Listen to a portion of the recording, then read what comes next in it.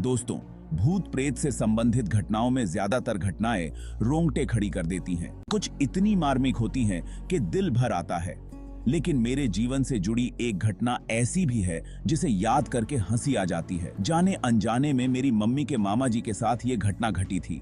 बस थोड़े से आलस की वजह से उनके पीछे ऐसी मुसीबत लगी जिससे उन्हें निजात पाने में सालों लग गए। वो गांव में रहा करते थे। उनका नाम तो अच्छा खासा है, मगर गांव में अक्सर चिढ़ाने के लिए जो नाम रख दिया जाता है वो नाम पूरी जिंदगी के लिए पीछे लग जाता है।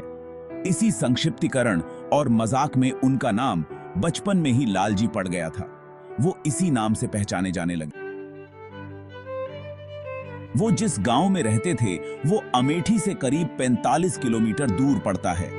उनका घर गांव में सबसे किनारे पर था और उनके घर से करीब 250 मीटर की दूरी पर रेलवे लाइन थी। और रेलवे लाइन के पार एक बहुत बड़ा बरगद का पेड़ था और चबूतरा बना था। उन्हें लोग पहलवान बाबा के अर्थान के नाम से जानते थे।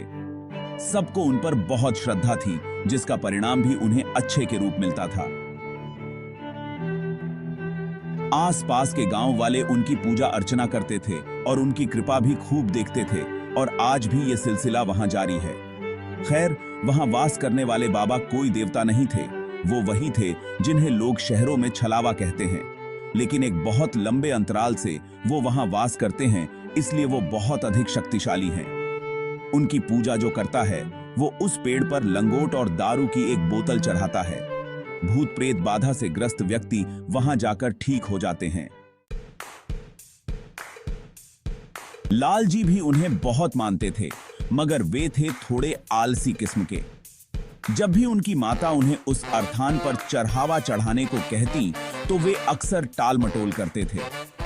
वहीं गांव में एक पंडित जी भी रहते थे, हष्ट-पुष्ट शरीर वाले, और अखाड़ों में उनका बहुत नाम था। लोग उन्हें अक्सर पहलवान पंडित कहते थे। हालांकि वो थे तो पंडित, मगर ये नाम उनके चरित्र को दूर दूर तक नहीं छूता था। पहलवान होने के कारण अक्सर वो मांस मदिरा का सेवन भी करते थे, लेकिन बहुत ही कम। उनके परिवार में उनकी पत्नी और उनका एक 10 साल का बेटा था बस। एक बार की बात है, उनकी पत्नी बेटे को लेकर अपने मायके गई हुई थी और वापस आते समय जिस बस से वे आ रही थीं, वो बस दुर्घटनाग्रस्त हो गई। उनके बेटे ने वहीं दम तोड़ दिया और उनकी पत्नी 3 दिन अस्पताल में जिंदगी और मौत से जूझने के बाद चल बसी। पूरे गांव में हफ्ते भर तक शोक का साया था। इतनी बड़ी दुर्घटना पहली बार उस गांव में घटी थी। पहलवान जी के घर लोगों का तांता लगा रहता। वो अपने होश हवास से खो बैठे थे।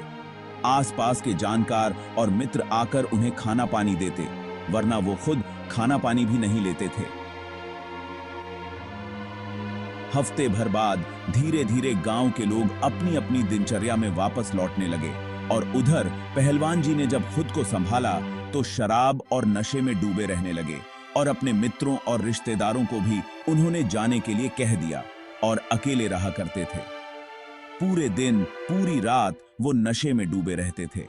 धीरे धीरे उनका पहलवान वाला शरीर सूखने लगा और 1 महीने के अंदर वो किसी सामान्य व्यक्ति जैसे दिखाई देने लगे, मगर किसी का भी कहा नहीं मानते थे और बस अपनी उसी शराब और परिवार की तस्वीर के साथ घंटों बातें करते थे। करीब 1 महीने के बाद अचानक सुबह खेत जाते समय एक व्यक्ति ने खबर दी कि पहलवान जी ने रेलवे लाइन पर आत्महत्या कर ली। उनका शरीर 2 हिस्सों में वहां पड़ा था। गांव के सारे मर्दों ने उन्हें वहीं से उठाया और ले जाकर उनका अंतिम संस्कार कर दिया, और सारे गांव वालों ने थोड़ा बहुत मिला जुलाकर उनकी अंतिम क्रिया भी करवा दी। बहुत बुरा हुआ था, मगर सबने ये सोच लिया कि ये तो होना ही था, आज नहीं तो कल। या तो वो शराब से बिस्तर पर पड़े पड़े मर जाते, या फिर जो हुआ वही होना था। खैर, जो हुआ उसे ईश्वर की मर्जी मानकर सबने उनकी संपत्ति पंचायत को गांव के भले में लगाने के लिए दे दी। उधर कुछ 1 महीने के बाद लालजी की माताजी भी चल बसी, और लालजी को यह बात अच्छी तरह समझा के गई थी कि हर हफ्ते पहलवान बाबा को भोग देना न भूले। उनकी कृपा रहेगी घर पर तो सदैव घर में हरियाली और समृद्धि रहेगी। ये बात लालजी अच्छी तरह समझ गए थे और उसका पालन भी करते रहे। हफ्ते में एक दिन वो अर्थान पर जाकर भोग अर्पण करके आते थे और सबकी तरह ही शराब की बोतल से थोड़ी सी शराब वहां चढ़ाकर बाकी बोतल को प्रसाद के रूप में वापस लाकर उसका सेवन करते थे। करीब 6 महीने तक तो उन्होंने इस नियम का पूर्णतया पालन किया। फिर एक दिन वो दूसरे गांव गए हुए थे किसी परिचित से मिलने। वो गांव उस अर्थान से थोड़ी दूर पर करीब 400 मीटर की दूरी पर था, तो उन्होंने देखा कि वो व्यक्ति भी पहलवान बाबा को भोग दे रहा था, मगर वो उनके अर्थान पर नहीं गया।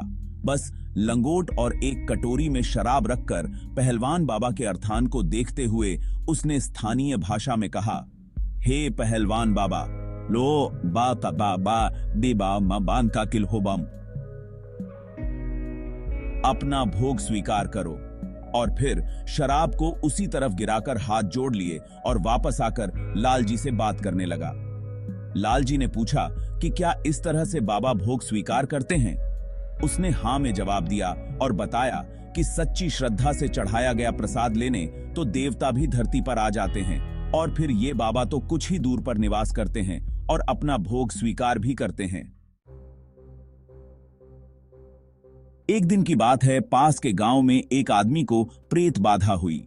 उसके घर वाले बहुत परेशान थे और वो आदमी पहलवानी कर करके हर किसी को खुद से दूर रहने की बात कर रहा था। जांघों पर ताल ठोंक ठोंक कर बात कर रहा था। कुछ आदमियों ने मिलकर उसे पकड़ने की कोशिश की, मगर उसकी पहलवानी के आगे कोई टिक नहीं पा रहा था। किसी तरह गांव के कई सारे आदमी मिलकर उसके अपने आप शांत होने पर उठाकर उसे पहलवान बाबा के अर्थान पर ले गए। वहां उसे चबूतरे पर बैठाया गया। धीरे धीरे उसने उस पर जैसे दबाव सा बनने लगा और वो वहां मौजूद लोगों ने उससे पूछा कि वे कौन है। उसने बताया कि वो वहां रेल की पटरी पर रहता है। ये आदमी वहां पर गंदगी कर रहा था, इसलिए उसे पकड़ा है। लोगों में से एक ने पूछा कि माफ कर दो इसे, और जाने का क्या लोगे ये बता दो।